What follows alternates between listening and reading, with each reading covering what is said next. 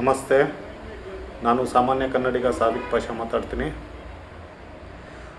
ಮೈಸೂರು ಜಿಲ್ಲೆಯ ಹುಣಸೂರು ವಿಧಾನಸಭಾ ಕ್ಷೇತ್ರದಲ್ಲಿ ಕಳೆದ 15 ದಿನಗಳಿಂದ ದಿನನಿತ್ಯ ರಾಜಕಾರಣದ ಚರ್ಚೆಗಳು ಆರಂಭ ಆಗಿದೆ. ಆರೋಪ ಪ್ರತ್ಯಾರೋಪಗಳ ಸುರಿಮಳೆನೇ ನಡೀತಾ ಇದೆ.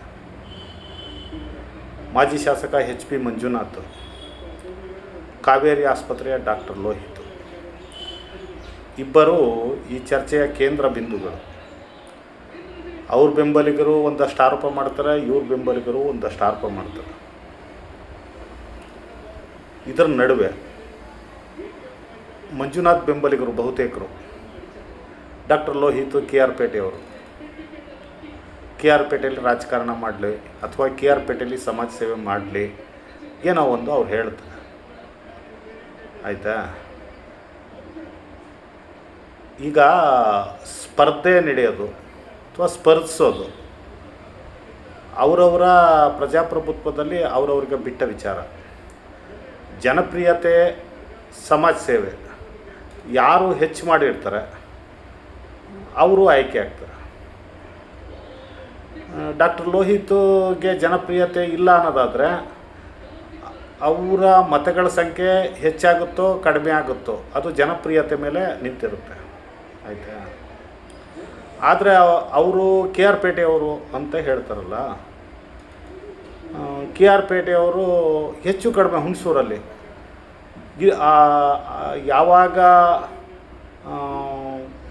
1952ರಿಂದ ತಗೊಂಡ್ರೆ ಇಲ್ಲಿವರೆಗೂ ಒಂದು ಗೂಗಲಲ್ಲಿ ಒಂದು ಪಟ್ಟಿ ಹೊಡೀರಿ, ಎಲ್ಲ ಮಾಹಿತಿಗಳು ಸಿಗ್ತವೆ. ಎಷ್ಟು ಜನ ಶಾಸಕರಾದರು, ಯಾರ್ಯಾರು ಯಾವ್ಯಾವ ಊರಿನವರು ಅನ್ನೋದೆಲ್ಲ ಗೊತ್ತಾಯ್ತದೆ. ಅಂತ ಹೇಳೋದಾದರೆ ರಾಜಕಾರಣ ಮಾಡೋದಕ್ಕೆ ಇಂಥ ತಾಲೂಕಿಂದನೇ ಬರಬೇಕು, ಸ್ವಂತ ತಾಲೂಕಿಂದನೇ ಬರಬೇಕು, ಬೇರೆ ತಾಲೂಕಿಂದ ಬರಬಾರ್ದು ಅಂತ ಏನೂ ಇಲ್ಲ. ಆದರೆ ಇಬ್ಬರ ನಡುವೆ ಈಗ ಉದ್ಭವ ಆಗಿರೋ ಚರ್ಚೆ ಅದು ಸಮಾಜಕ್ಕೆ ಉಪಯೋಗ ಇಲ್ಲ. 2028ರವರೆಗೂ ಮಂಜುನಾಥ್ ಅವರು ಅವ್ರ ಕೆಲಸ ಮಾಡಲಿ, ಡಾಕ್ಟರ್ ಲೋಹಿತ್ ಅವರು ಅವ್ರ ಕೆಲಸ ಮಾಡಲಿ.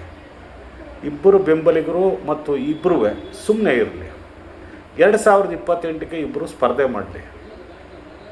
ಯಾರು ಹೆಚ್ಚು ಜನಪ್ರಿಯತೆ ಅಥವಾ ಜನಸೇವೆ ಮಾಡಿರ್ತಾರೆ ಅಥವಾ ಯಾರು ಹೆಚ್ಚು ಕಾರ್ಯಕರ್ತರನ್ನ ಹೊಂದಿರ್ತಾರೆ, ಯಾರು ವಿಜಯ ಆಗುತ್ತೆ ಅದನ್ನ ಕಾದು ನೋಡವ. ಆದರೂ ಈ ವಿನಾಕಾರಣದ ವಿವಾದಗಳು, ಚರ್ಚೆಗಳಿಂದ ಹುಣಸೂರು ಜನಗಳಿಗೆ ಏನೂ ಪ್ರಯೋಜನ ಇಲ್ಲ ಅಥವಾ ಕ್ಷೇತ್ರಕ್ಕೂ ಪ್ರಯೋಜನ ಇಲ್ಲ. ಕೆಲಸ ಆಗಿಲ್ಲ, ಕೆಲಸ ಆಗಿದೆ, ಈ ಪರ ವಿರೋಧದ ಚರ್ಚೆಗಳು, ಪ್ರತಿಮೆಗಳ ವಿಚಾರ ಇರ್ಬೋದು ಅಥವಾ ಬೇರೆ ವಿಚಾರ ಇರ್ಬೋದು, ಇದು ಎಲ್ಲದರಿಂದ ಪ್ರಯೋಜನ ಇಲ್ಲ. ಆಯಿತಾ? ಇಬ್ಬರು ಸ್ಪರ್ಧೆ ಮಾಡಲಿ 2028ಕ್ಕೆ, ಅಥವಾ ಸ್ಪರ್ಧೆ ಮಂಜುನಾಥೇ ಮಾಡಲಿ ಅಥವಾ ಲೋಹಿತ್ ಅವರೇ ಮಾಡಲಿ. ಅವರ ಅದೃಷ್ಟ ಅವರು ಪರೀಕ್ಷೆ ಮಾಡ್ಕೊಳ್ಳಿ. ಈ ಮಧ್ಯದಲ್ಲಿ ಈ ಆರೋಪ ಪ್ರತ್ಯಾರೋಪಗಳಿಂದ ಪ್ರಯೋಜನ ಏನು? ನಮಸ್ತೆ.